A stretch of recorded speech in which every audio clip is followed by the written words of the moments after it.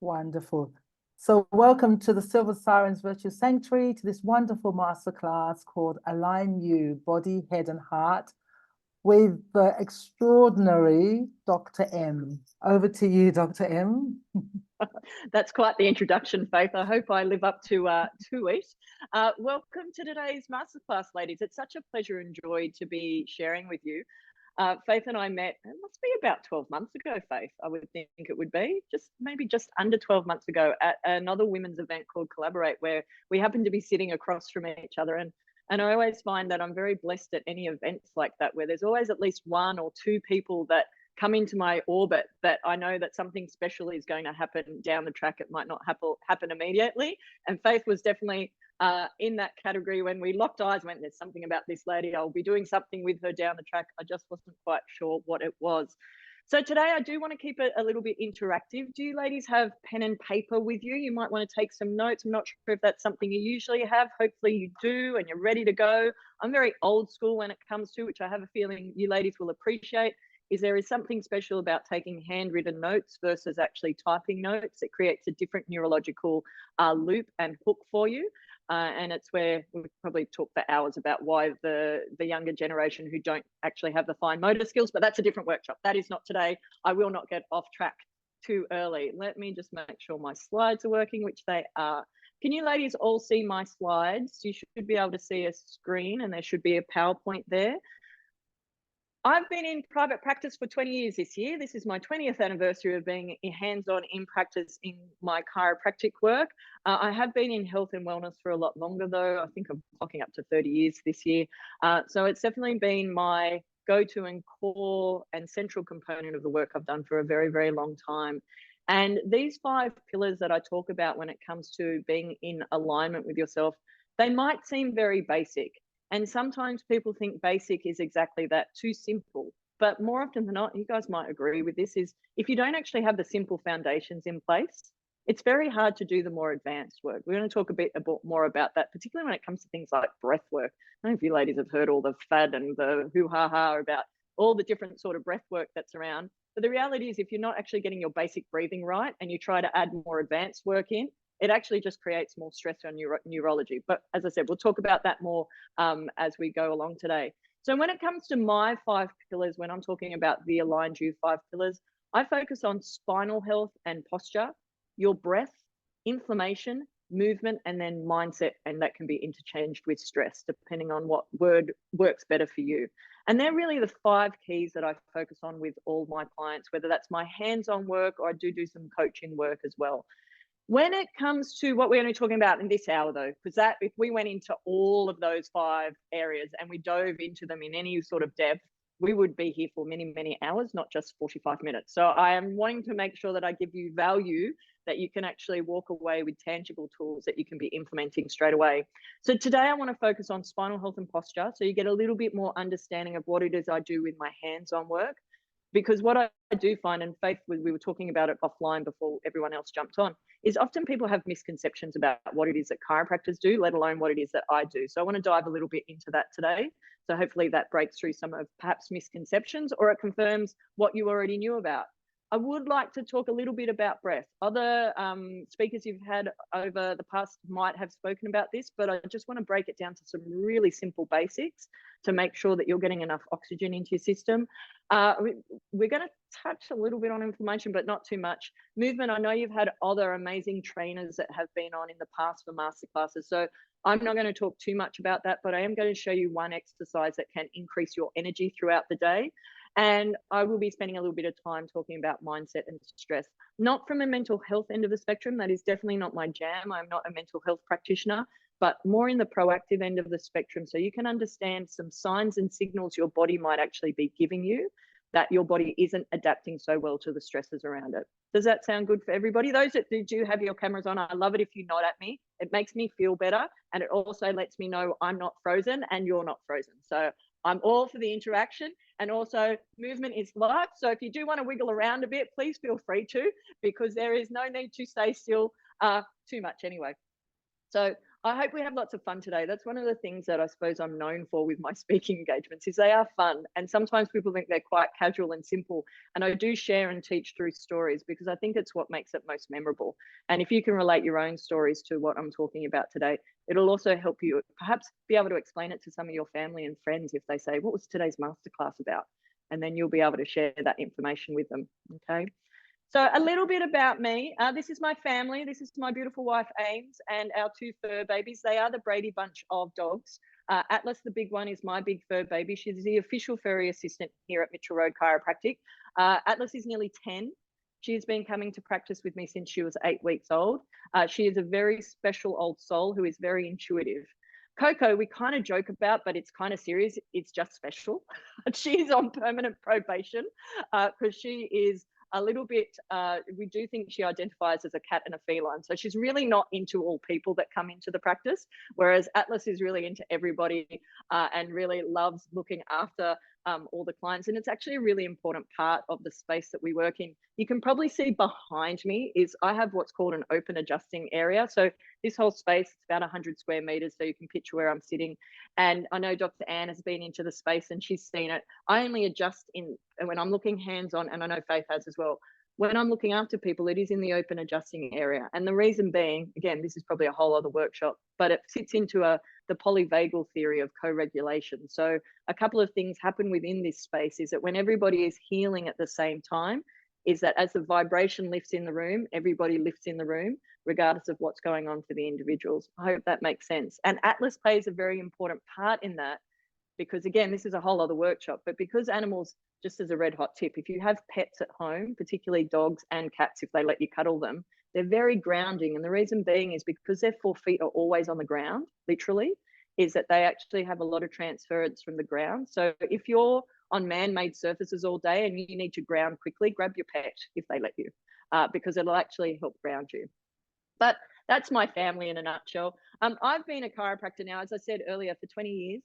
I started out, I'm Sydney born and bred, and it was very interesting because I ended up down in Wollongong actually for my first associate position. So if I'm not sure where everyone's based, but if you aren't familiar with New South Wales geography, that's about it's the next regional centre about an hour south of Sydney. And it was quite funny because in my final year of my master's degree at university to become a chiropractor, you need to be a chiropractor in Australia, you need to have a master's degree in chiropractic, obviously not in plumbing. That wouldn't make much sense.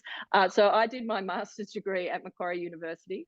And in my final year at uni, I'd set up this whole document of what I needed in my first associate position. It was an A4 page. It was dot points throughout. At the very top, it said the inner city. I grew up in the Sutherland Shire. That's a whole other story. But I grew up in the Shire. So I wanted to live where I now live, but 20 odd years ago. And in my final year, I actually had a job lined up in Leichhardt and it fell through about 3 months before I graduated. And that's how I ended up in Wollongong because a friend and mentor of mine said, if you want the sort of job that you want, you're going to have to look outside of Sydney. So my first associate position was down in Wollongong. And about 3 months in, I actually found the dot point list and every single thing on the list was actually ticked off, including the inner city. It just was the wrong city. And so it was the inner city of Wollongong, not the inner city of Sydney. So you have to be very careful when you write things down as to what trajectory it then sends you on. But it was it sent me on a very interesting path because part of my role within the practice group that I first worked for, we were one of the biggest practice groups in Australia. We looked after a lot of people in the Illawarra. And each week we would run a wellness workshop about a different topic. And part of my job was I had to deliver these workshops. And at the time, I hated public speaking. I would be in a flop sweat. I will never forget the first workshop I had to deliver. My area of interest has always been stress adaptation, human behavior, goal setting, the mindset side of things. So I was delivering a goal setting workshop. If any of you are familiar with the Illawarra, you might know a suburb called Corrimal. The Corrimal Library had just opened and I was in the bathroom in a flop sweat, not sure if I was going to wee, poo or vomit. It was all going on because I was so nervous. And it started my career as a speaker in probably not the most graceful of ways. But as soon as I got my first laugh, it all eased off from there.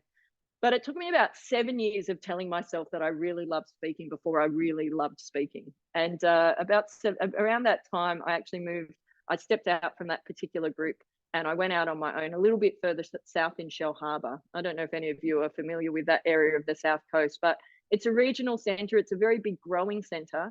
And unfortunately, at the time, there wasn't any great speakers coming to the area. If you wanted to have great wellness information, other than the individual practitioners, you would have to come to Sydney or maybe go down to Melbourne. And I thought, bugger that. I know some really amazing people in the wellness industry. So I'm going to see if they're going to come and I'm going to start running events. So I did. And so every year for the next nearly 10 years is that I would run 2 or 3 big wellness events every year. We'd have between 200 to 300 people there. And I started off by emceeing these events. I'd run small workshops in my practice and then I'd MC these events. Anyway, my dear friend, Dr. Damien Christoph, who was the first person that came up to speak in Shell Harbour, at one point he said, Dr. M, you need to stop emceeing. You need to actually start speaking at these events. I was like, no. And he said, yes. And from that point on, a very different path opened up again, which then my podcast had started by that point. If you miss my dulcet tones after today, ladies, there are about 255 episodes with my dulcet tones on them on both Spotify and Apple Podcasts.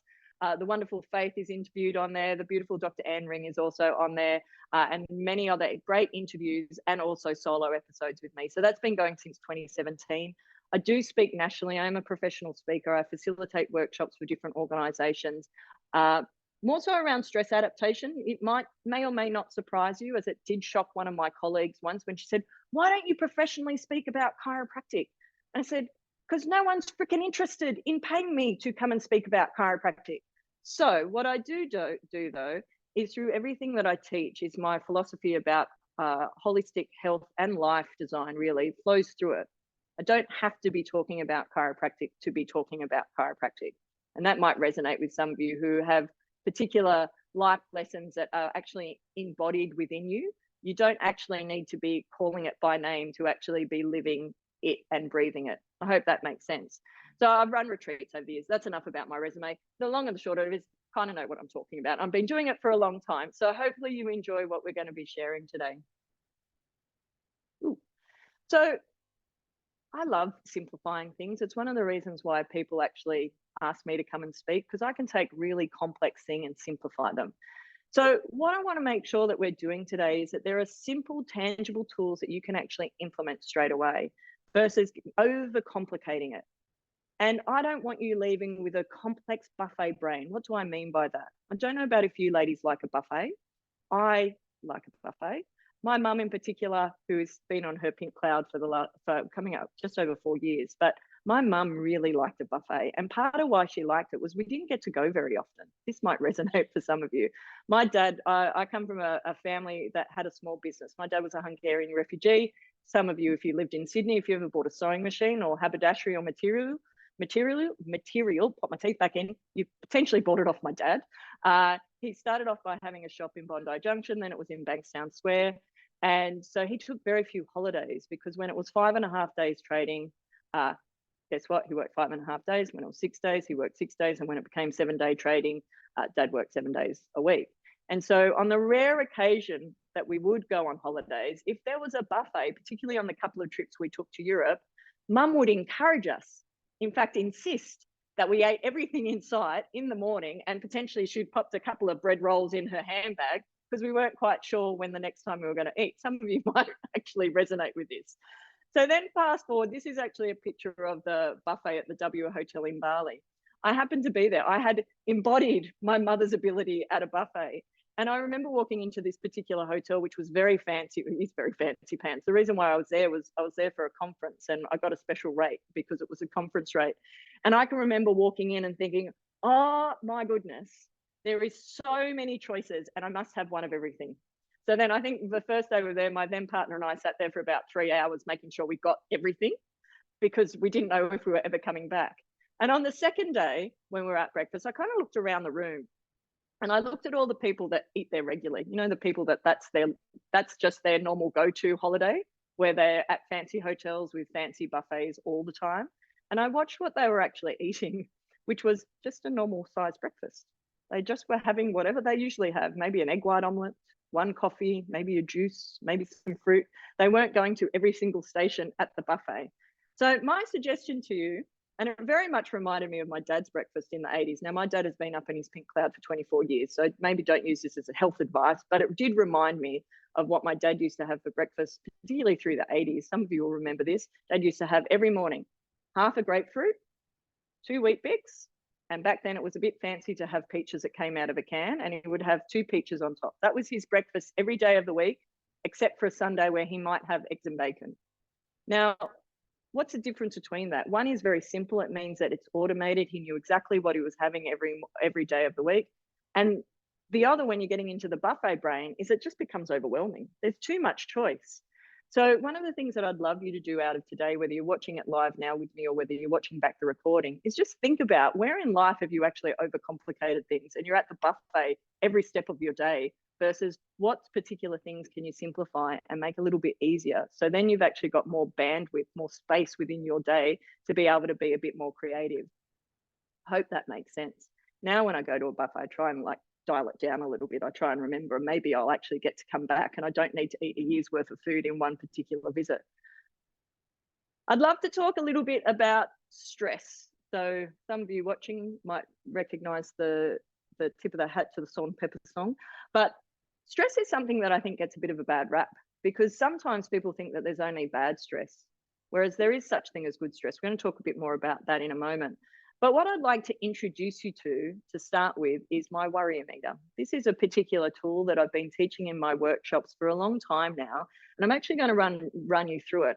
I find this is a really good way to start your day and perhaps to end your day. And there's lots of other techniques that you can use. This is one I find particularly helpful because I think we'd all agree there's things within our day that we can control, there's things we can't control, and then there's things we might not be sure about whether we actually have any influence on at all.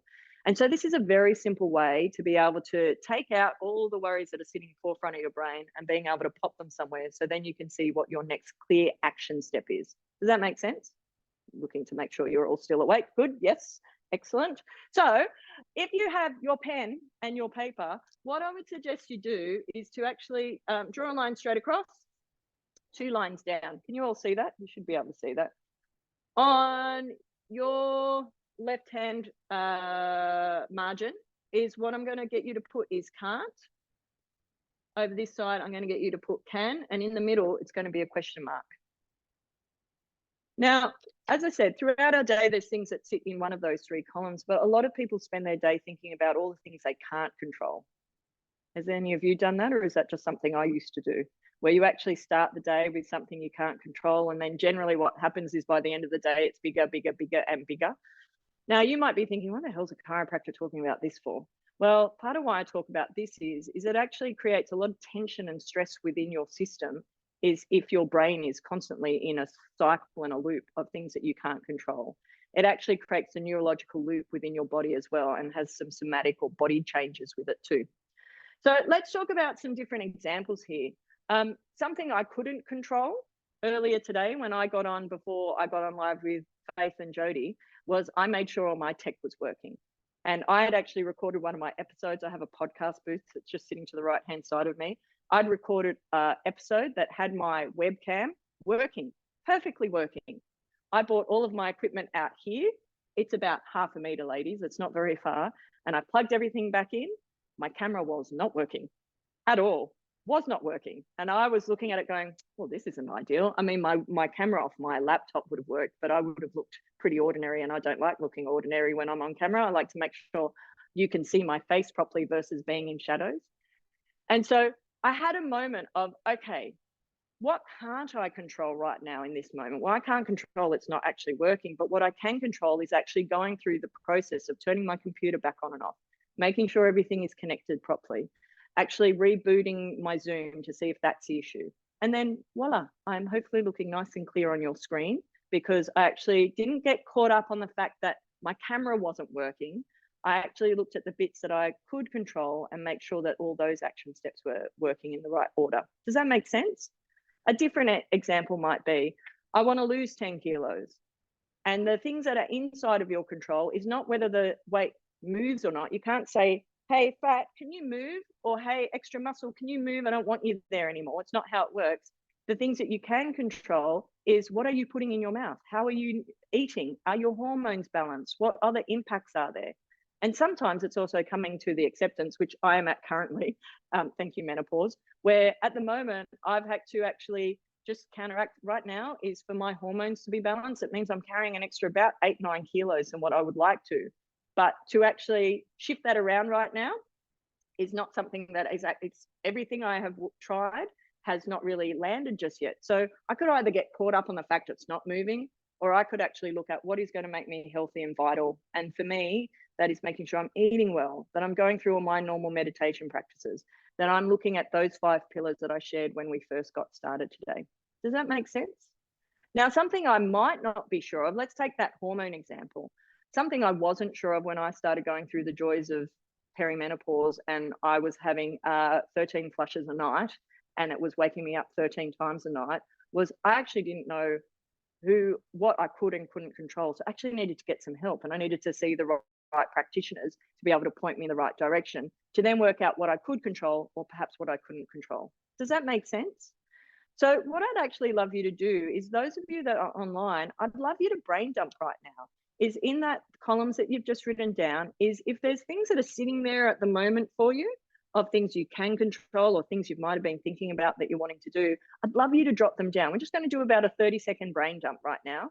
And the reason why this is so helpful, and all of us on the call are old enough to remember computers when they had floppy disks or hard disks and used to take them out of the machine?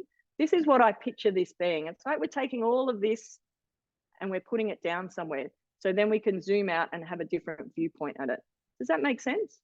So I'd love you just now, if you've got a pen and paper, just write down, they might be worries, they might be concerns, they might be things you're working on right now. They might be the next action steps that you want to take over the next day, week, month, year, and just pop them down for me.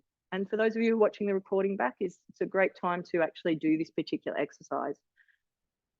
Particularly whilst you're doing that, particularly whilst my mum was going through the end stages of her cancer journey, I was using this particular exercise felt like at times every minute, and at other times every couple of hours. And because it's something I've practiced for a long time, I don't necessarily need to write it down to be able to categorize it quickly. But particularly while you're creating the habit, it's really powerful to write it down. And there are certainly times when the what is hitting the fan seriously that I still actually write it down, because that neurological loop is so important.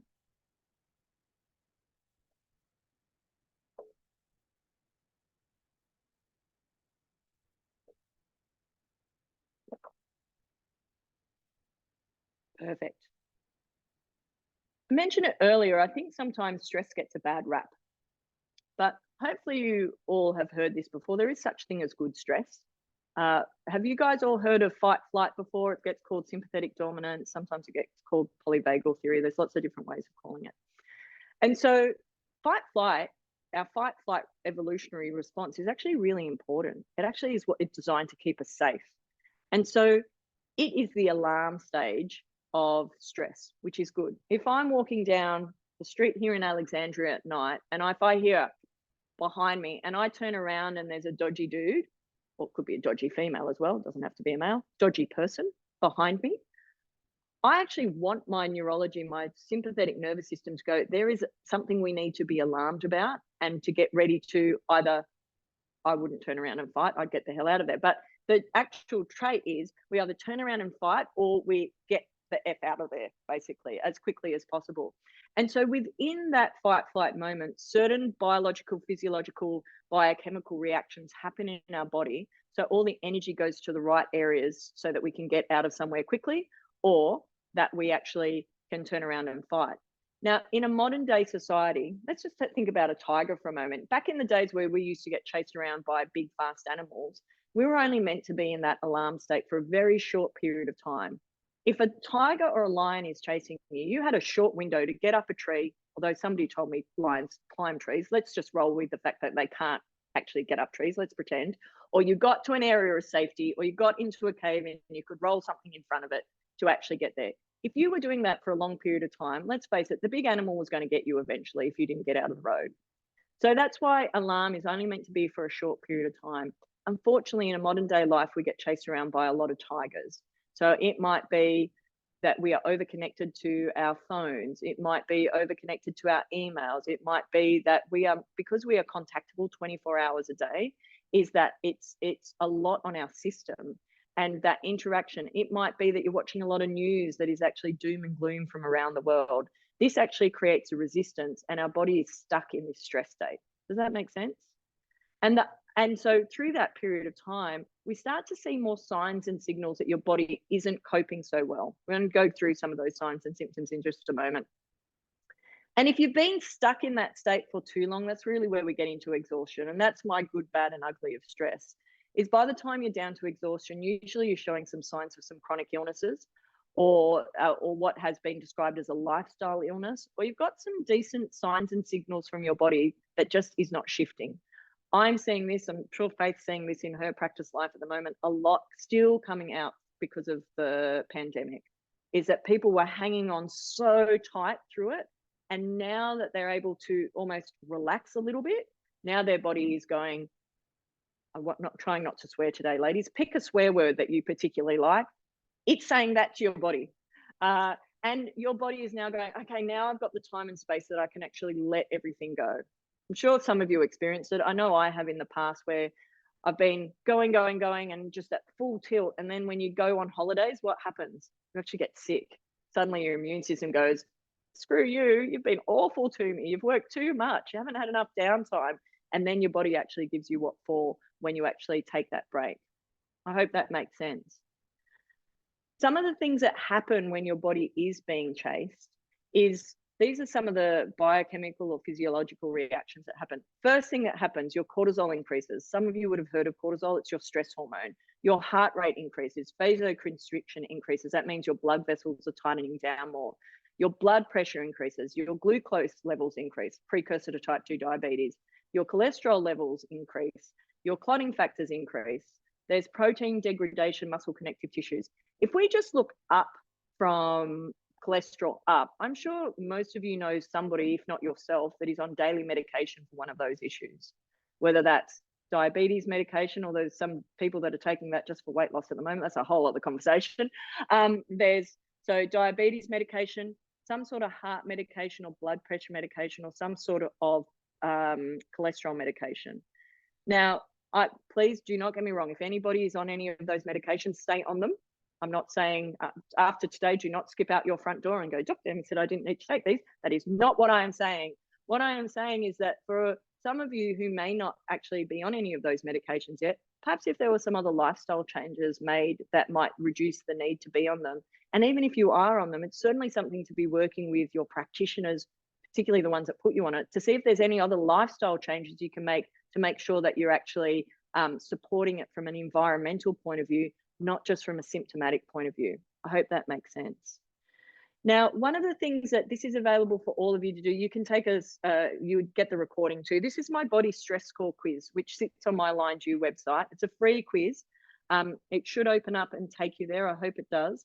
What this particular score does is it breaks down key areas of different areas of stress. So whether that's the emotional, the physical, or the chemical, and it will actually give you a score to see how well you are adapting to stress right now. So now, just to preempt, you will end up on my mailing list if you do this. If you don't want to be on there, just unsubscribe. I won't be offended. It still gives you the results, but just so that you know, is when you put your email address, you'll get an email back from me because it'll give you your results. If you want no further communication with me, just unsubscribe, okay? But if you do want communication, then stay on. But it actually gives you a breakdown of whether you are adapting to the things that are going on in your day, whether you're sort of in that mid-range or if you're at the pressure cooker end of the spectrum. Now, what it does do as well is it gives you an indication of what area of your health you may need assistance with to focus on. So if there's some gut issues, perhaps that's a good thing to actually look at. If there's some stress issues, again, it points you in the right direction.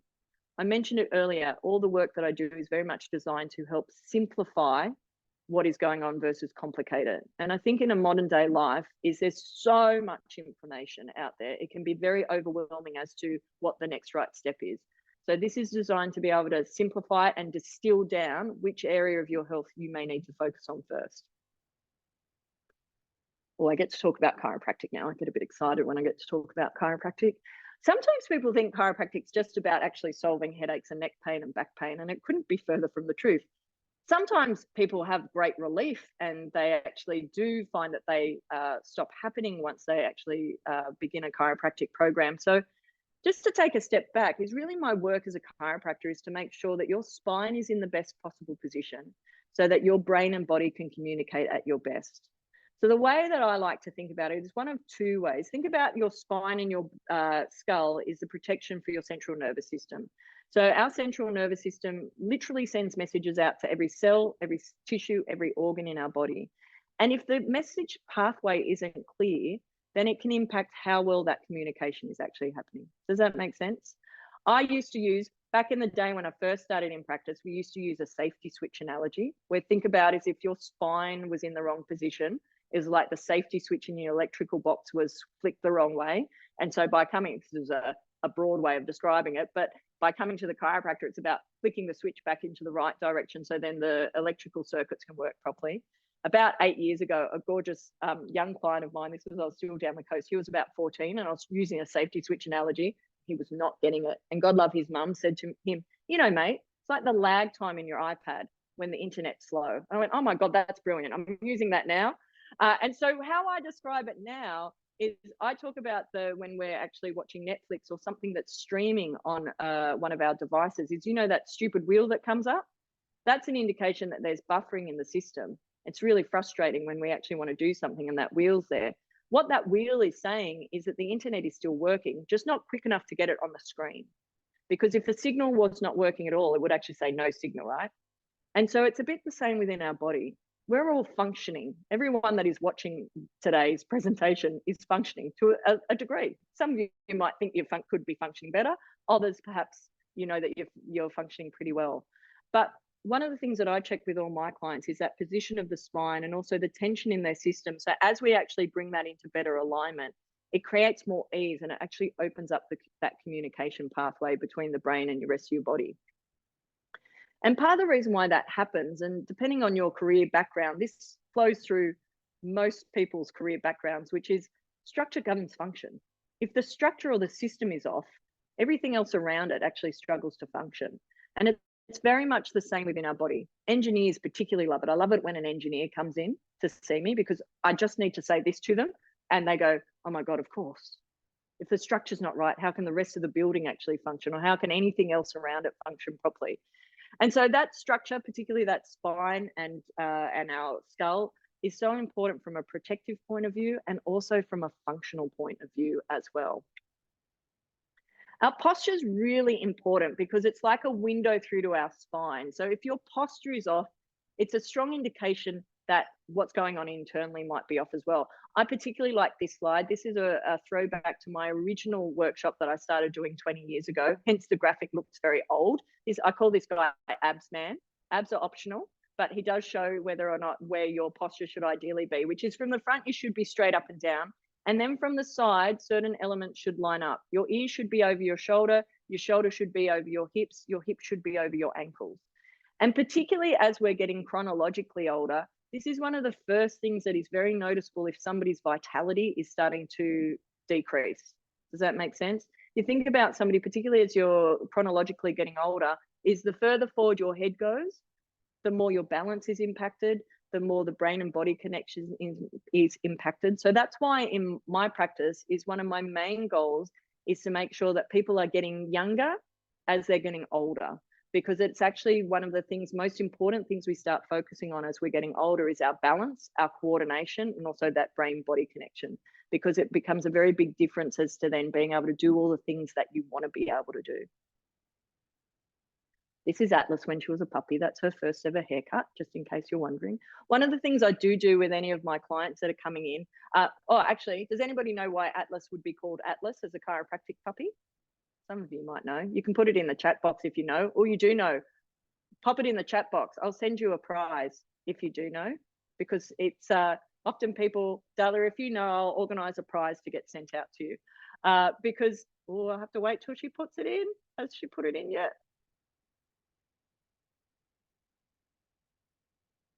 I'll give her a second because I want to give you the opportunity to win the prize.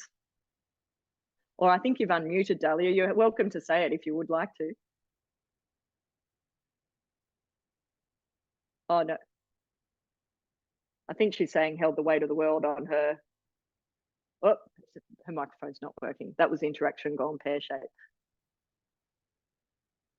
You get a prize anyway, Dahlia. I'm going to explain just for giving it a red hot go. So basically why Atlas is called Atlas is because the nickname of your C1 vertebra is actually Atlas. And the reason being is your Atlas holds, from a Greek mythology point of view, which I can see Dahlia going, that's exactly what I was saying, Dr. M. From a Greek mythology point of view, Atlas actually held the weight of the world on his shoulders. And so that is what your C1 vertebra does. And one of the things that I do with all my clients, unless they're pregnant, is I do send you guys for x-rays. And the reason being is we want to see exactly what's going on underneath. Often people, and I get this all the time, and I've looked after many, many Pilates instructors, many, many yoga instructors, many, many personal trainers, that their spinal structure is actually terrible. And they haven't been aware of it until we've actually got x-rays. And then once we start sorting that out, their performance increases significantly. There's a few different issues with that too. Sometimes people aren't sure whether or not it's safe for them to receive chiropractic adjustments, particularly as you're getting older, from a bone density point of view, and that's why x-rays are important. From an arthritis point of view, it actually shows us whether there's wear or tear, arthritic change within the spine. So it also allows me to really identify what the results we're likely to achieve are going to be. Are we looking to correct your spine back to where we'd ideally like it, or are we looking to really more increase the function? And again, I've said it a lot today, create more ease within your system and actually improve what's going on from a postural point of view, particularly from that balance and coordination side of things. Realize I've got about 6 more minutes. So I want to make sure we land the last 6 minutes so that it becomes very, very helpful for you. I think it's important to understand there's different types of stresses. I like to categorize it into, I didn't mean that they're not necessarily 60 different stresses you've got going on, but I promise you could pop them into one of these 3 categories, which is either a physical stress, a chemical stress, or an emotional stress. Sometimes you get the perfect storm of all 3 going on at once. I know that felt like that certainly through the pandemic, where everything was going on. We were physically stressed because we were stuck at home. We were emotionally stressed because God knows what was going to happen next. A lot of us were chemically stressed because we perhaps spent too much time at Dan Murphy's over that period of time. Atlas did know how to get there at that particular point in time. Our local Dan Murphy's is very dog friendly, and they have treats behind the counter. I knew I'd been going there a little bit too much when Atlas started pulling to go there for treats. So sometimes we have that perfect storm of everything happening at once. So we just want to be aware of that. And again, it helps us take steps in the right direction and perhaps reducing that stress over time. Now, what that 3 stresses, any of those 3 stresses then have a next impact on your system. So I want to explain to you a little bit about potential energy. And this may offer some of you an interesting reframe or different lens or viewpoint to look at some of the stresses that you're holding in your system. I often have people that come into the practice and they go, oh, I hold all my stress up here, or I hold my stress in my guts, or I hold my stress in my lower back. One of the things I like to reframe that to be is potential. Now, let me explain. So when our body is actually in a great state, our mind's in a great state, our body, head and heart are in a really great state, is a stressor might come into our system, and it might be something we've recognized before. It might be that annoying neighbor that you see walking down the street and you're like, oh God, Joanne's coming towards me. What's she got to say today? And she might have a whinge about something, and it could create some sort of stress in your world. But you're in such good state that you actually see that stress go, I don't like you, but I can actually just get on with my day and stride through it. And it just washes over you like a water off a duck's back. The second thing that happens, it might be a new stress, something we'd not experienced before. Pandemics are one of them, is that comes into our system. We're in a great state. So our body goes, oh, I don't like the look of you at all, but I'm still in a good enough state that whilst I don't like you, I can still integrate it and let it go. Is this landing? Then the third thing that happens, it could be an old or a new stress. We've been under the pump for a long time. Our body's been under stress and strain for a long time. So it could be that old or new stress that's coming into our sphere. And our body goes, oh, I've just had enough. Like, I actually can't stride through this. And so then what happens, because it doesn't integrate it, it stores it as potential energy.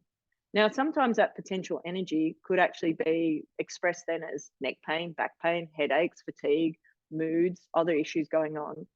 But as we actually start to bring your system into better alignment, what it allows for is that potential energy to turn. I like getting a bit geeky about energy sometimes. It allows that potential energy to actually turn into kinetic energy, which then means it's energy then you can reutilize. Does that make sense? I love that reframe, because all of a sudden it goes from, I hold all my stress up here, to, oh my God, I hold so much potential up here. Imagine what would happen is if I actually started releasing this potential. And then the next question is, what are you going to do with that extra energy? Because sometimes when you've been under the pump for a long period of time, is that you get used to being in a kind of a rhythm of no energy and not enough, what's the right way of putting it? Not enough space in your day to be able to get to some of the things you'd really love to be doing. So it's one of the questions I'm going to ask you in a moment is, and maybe just to start planting that seed of, what would you do with the extra energy if you had it? Would it be that you'd be spending more time with family, with grandkids, with your kids? Would it be you're connecting more with friends and your community? What would you do with that extra energy? Because as we start releasing it, you want to make sure you've got somewhere to direct it. Otherwise, it's very easy just to keep hanging on to it. Does that make sense? I hope it does. So I mentioned that I was going to talk little bit about oxygen and making sure that you're breathing into the right places. Faith, have other people done breath work with everybody before? No? No. Okay. So first check-in point, as I said, I want to keep it really simple and make sure that you are breathing into the right spot. Again, particularly if our posture is changing and compressing, it actually makes it quite hard to get a lot of air into your lungs. So one of the first things to do is to actually check if you're getting air into your belly. So in modern day life, a lot of people shallow breathe. They just breathe into their chest. And so they're not actually oxygenating their full system. So if you see other crazy people jumping into ice baths and doing what's called Wim Hof breath and all sorts of interesting breath work, most of those people that I've met actually can't even breathe into their stomach properly. So then they dive into ice baths and they're breathing wrong and they're in a stress state and they're putting themselves into a further stress state, and it creates a little bit. I actually have a gorgeous client. He came in with Bell's palsy the other day, and some of you might have seen somebody, his whole left-hand side of his face he had lost function in. It was basically paralyzed. Because God love him, he had been in 3 ice baths and was in them for a long period of time the week before. No one else had made the correlation that, well, do you think that had anything to do with it? And he was like, oh yeah, maybe. And thankfully his face is starting to come back online as we're actually getting rid of that, the disconnection and that potential energy, because his body's just gone into literally a freeze mode of, it was under so much stress for that period of time. It's a whole other workshop. You might need to get me back at some point, Faith.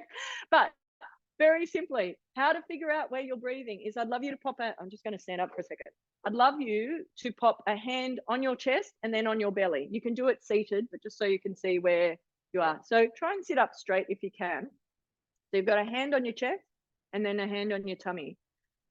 And what I'd like you to do is just to take a breath and to think, as you're taking in a nice, slow, deep breath, is which hand moves first?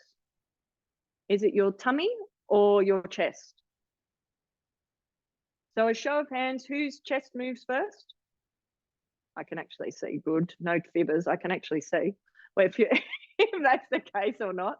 I think I've just managed to put my hand up. That's all right. It should drop down. Maybe, Jodie, if you can unraise my hand, that would be awesome. Or Faith might know how to do that. Is that whose belly went up first? Not many people. So good, Faith, good, Anne. Is that what should be happening is your belly should actually rise first. And so one of the easiest ways to retrain, is one of the easiest ways to retrain, I think I lost my slides. Let me just do that. Let me do that. Perfect, we're back. One of the easiest ways to retrain what's happening with your breathing is to actually do just that, is to hand on your tummy, hand on your chest, and try and make, as you're taking a breath in, your hand on your stomach should actually move first. There ideally should be no movement through your chest.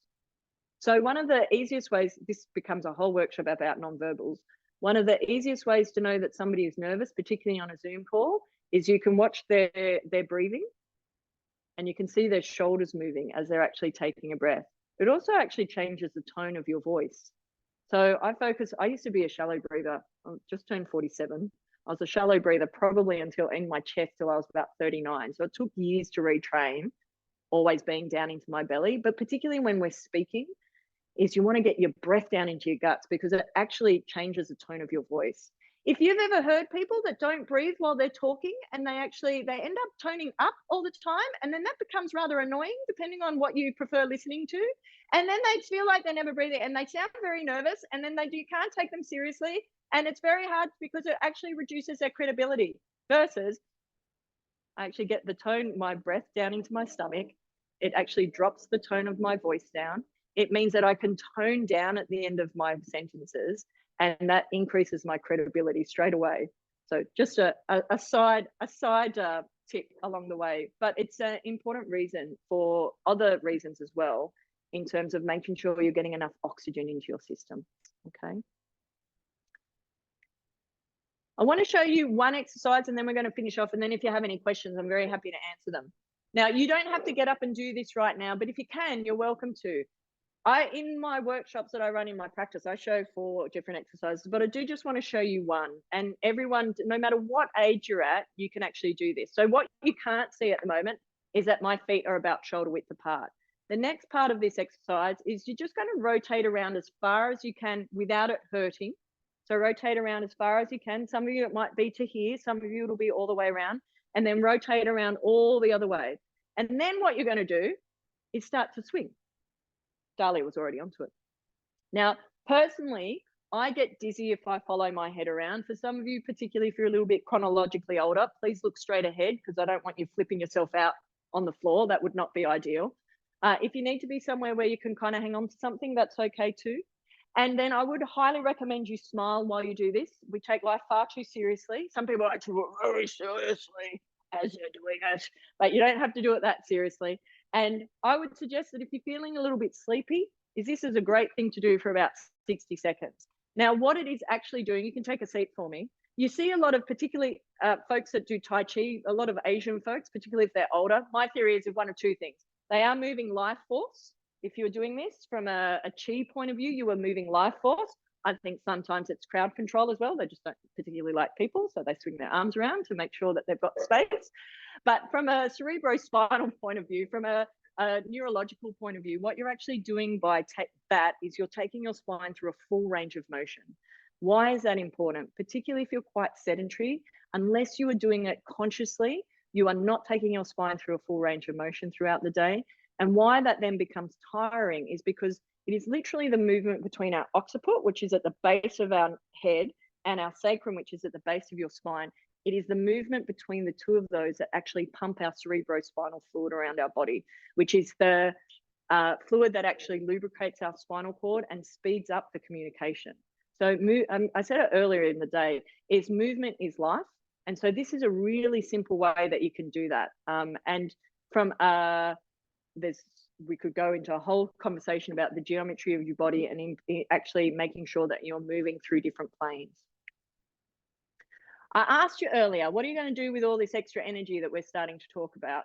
I would highly recommend is after this call is just perhaps revisit the Warrior Meter and think about when you might actually add that into your day, just to, if there's thoughts that are cyclic for you, is popping them somewhere else. And then think about what are you actually going to do with this extra energy you've got. I mentioned it a moment ago, if you don't actually have it somewhere to direct, then it's really easy just to stay in that same situation. And I think one of the best places to actually really aim it is in your community and connections. One of the things I really loved when I met Faith, and she mentioned Silver Sirens, and then there was that big, beautiful day last year at the MCA that I asked if I could come to if I was under 50, and she said, of course. And I saw the beautiful Dr. Anne speak, and she was inspiring, and everybody was very inspiring, and it completely shifted my viewpoint and the lens of what I was planning for the next half of my life. Is I think one of the things, particularly as we're getting older, we might be feeling a little bit isolated, is the importance of the community and connection, and the beautiful connection you guys have here is so important. And one of the reasons why some of you might have read about blue zones around the world, and part of why they get considered blue zones is because they have the highest median or average age of their community members.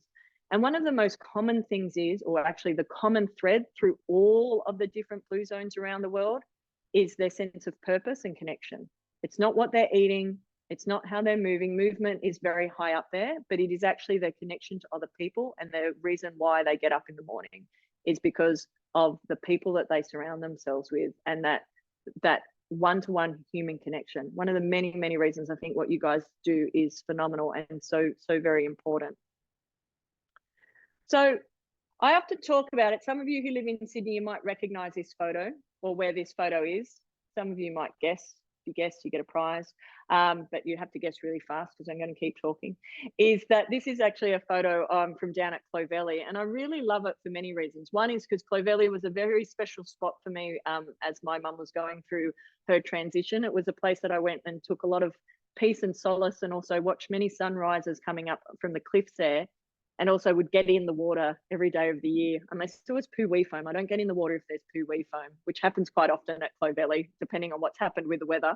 But one of the reasons why I love this particular image is because that's the concrete, then there's a safety line, and then there's the water on the other side. And often as I start explaining when we're starting to automate different things throughout our day, people go, oh, it sounds like too much structure. And the thing is when we actually create structure, when we draw lines in concrete and we start actually stepping out into the water, that is where so much flow and movement can happen within our world. We can actually create a lot of automation in our day to day, whether it is what you're having for breakfast, how you're moving every day, what your morning rituals are. And then that just allows so much more space to be able to put energy, time into the things that we really love.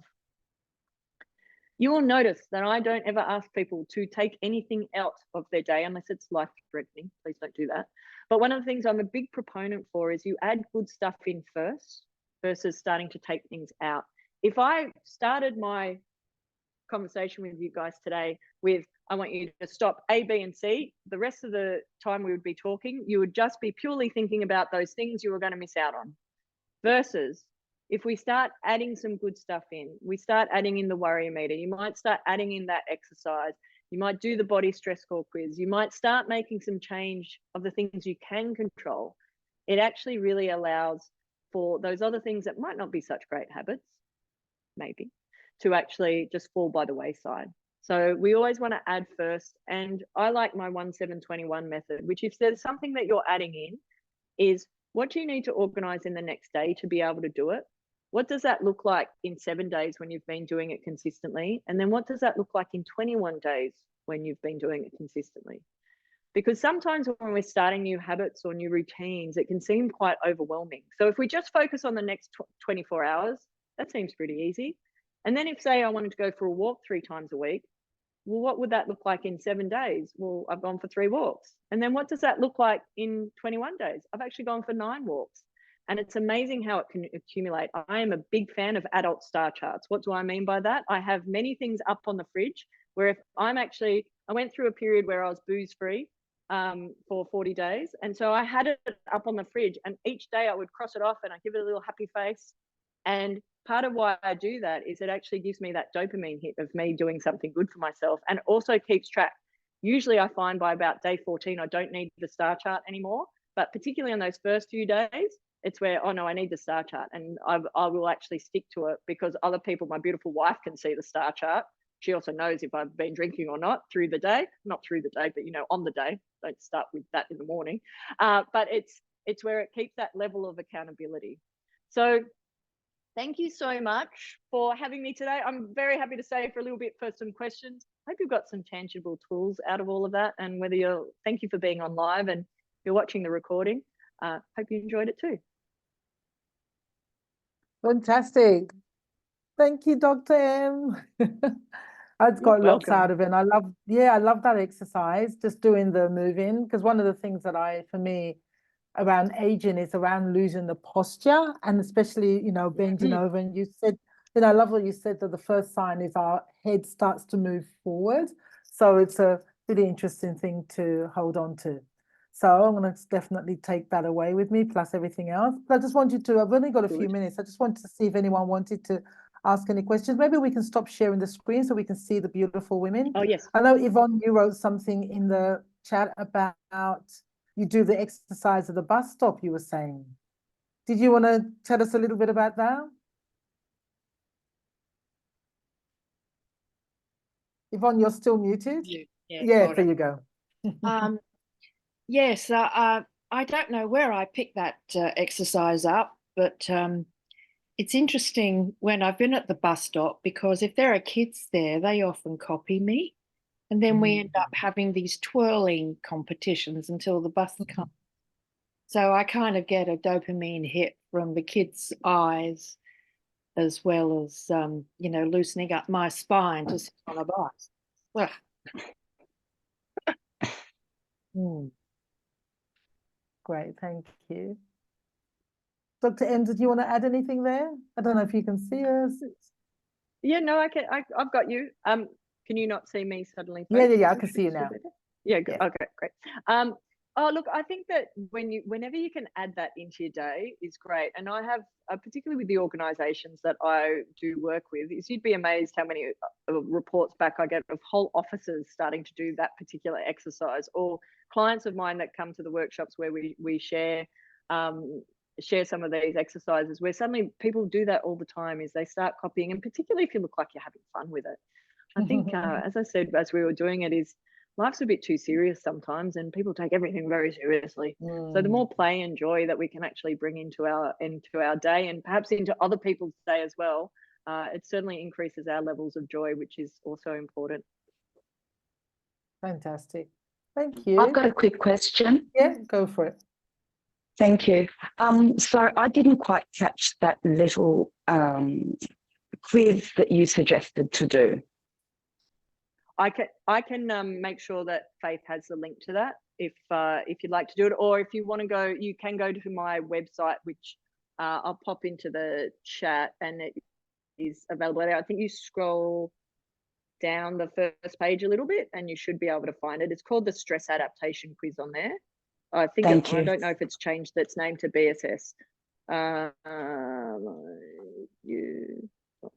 So I just did that test. I did that test and I got 44, which is kind of quite high.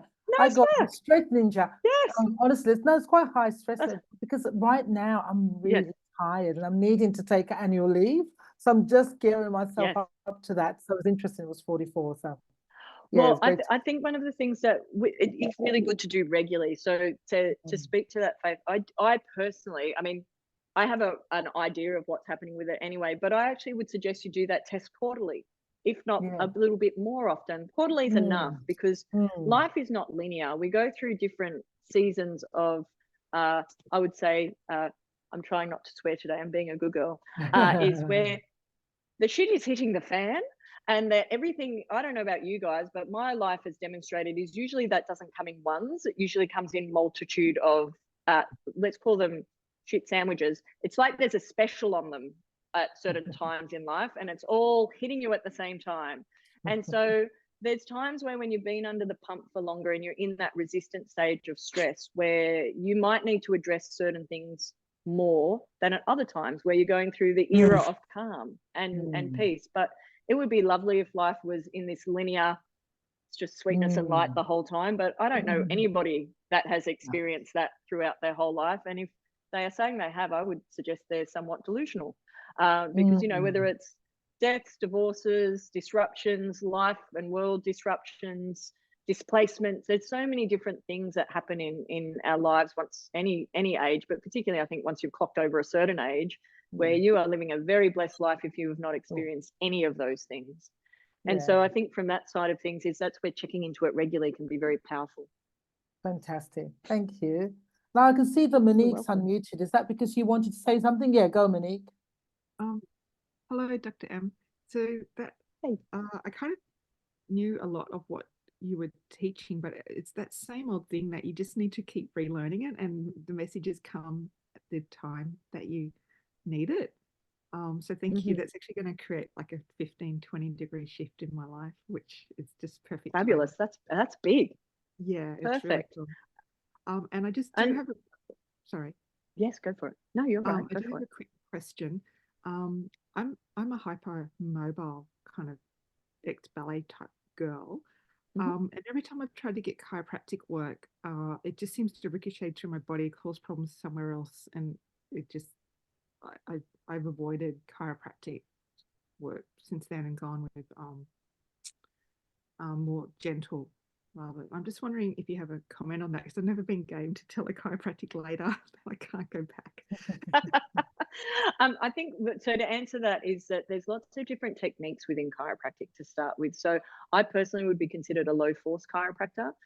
Within the techniques that I use is so behind me, those tables, I don't know if you can see them very clearly, but they have pieces in them that move up and down. So the drop piece itself is considered low force. So particularly if somebody is hypermobile and ex-ballet, they find that usually that is very gentle. The other thing I use is my activator, which is an adjusting instrument. And then the next layer to that is I do a lot of tonal work now, which is actually working with the fascial system of your body. So it is very light touch. And so what actually happens then within that is it's actually allowing that, if you think about, for want of a better way of describing, if fascial system, particularly as ex-ballet dancers or people that have been in weird and wonderful postures regularly for a long period of time, that torsion that's happening through your system is, particularly with the tonal work, it's not adding more force into it. It's actually very gently, by adding the lightest of touch, allowing your system to actually come into integration of that long held stress. Does that make sense? So like any modality, there's lots of different techniques. So it's really about finding the right fit. If you're in Sydney, I'm very happy to point you. If you'd like to reach out privately, I can point you in the right direction of somebody, if you're looking for more assistance, who might be able to assist you with work that is more designed from a co-creation point of view versus force. So the work that I do with clients now, it's very much designed about co-creation, working with your system, how your system wants to be worked with, versus, I can say hand on heart, and it wasn't from the wrong intention, but I would say probably the first 15 years in practice, it was about my ego of actually, what do I think needs fixing, versus now moving into a different level of maturity in practice of going, actually, what does your body need? It's just a very different conversation. I hope that makes sense. So hopefully that's helpful. And to speak to your the revision or the reviewing, my favorite lecturer at uni always used to say, repetition is the mother of all learning. And it's one of those things where you just might hear it from a different voice, or it's a different story that's attached to the same message, that it lands, as you said, when it needs to land. And a 15 to 20 degree shift within your lifetime, that's huge. That's massive change. You think about where that ends up at the other end. That's really transformational, as Faith said that it might be. And at the end of the day, and I think this is one of the things that often gets not credited, depending on who you're listening to speak, where people go, oh, this is my marvelous idea. Oh, rubbish. It's all universal. There's universal laws that have been around that we can package it up differently. I can call it this or give this story to it, but there's some foundational truths that are actually universal that we might put a different brand on, but that's where that repetition and hearing it from a different point of view can be really beneficial. Beautiful. Thank you. Thank you. You're welcome. Okay. Are you okay, Dr. M, if we do one more question? Yeah, for sure. Yeah. Fantastic. Okay. Who would like to go? Yeah, go. Is that you? Yeah, Dahlia? Dahlia, I think we're having problems. Yeah, we're having problems with your audio. It keeps saying your audio is not connecting. Do you want to write anything you want to in the, you want to write it in the chat, and we'll see if we can come back to it. Or if Dahlia has a question that she can't, she's welcome to email me, and I'm happy to answer as well, Faith, because I can see you're having some tech issues. Yeah, no problem. Okay. You are an excellent mime, though, Dahlia. I will give you credit for that. I knew exactly what you meant when you were doing with Atlas. Doing what you're doing. I knew it was Atlas. It was here. I got it. So if you, Dahlia, if you can shoot Faith, if you're happy for me to send you a prize, is if Faith's allowed to share with me your postal address, then I'll get that organised for you. Fantastic. Okay. Anyone else? One last thing. What about? And did you want to say anything, Chanel? I was going to ask Anne, Dr. Anne, but she's left her seat. Did you want to say anything, Chanel? Especially when they said about fascia, no? Okay, you're good. Okay, that's fantastic. That's everyone then. So, Dr. Ems, thank you so much. Any last words before we wrap welcome. up? Oh, no, just thank you. Well, yes, I won't say no. Yes, thank you so much for having me. It's been a pleasure. And it's always fun getting to share this information. I genuinely am passionate about it, and hopefully that comes across, and I just appreciate the opportunity to get to connect with you wonderful women. Yeah, beautiful. It certainly does come across. Your passion is infectious. So I want to come in just have a one-on-one just to get more of that. So that's brilliant. I'm glad you're local. So I'll definitely be in touch. So Thank you very much. And, And thank oh, you for- and you're so welcome. I was just going to say, Faith, if for any of the ladies that might not be local to me, and if you are wanting to be connected with somebody closer to you, please just let me know. I'm happy to connect you.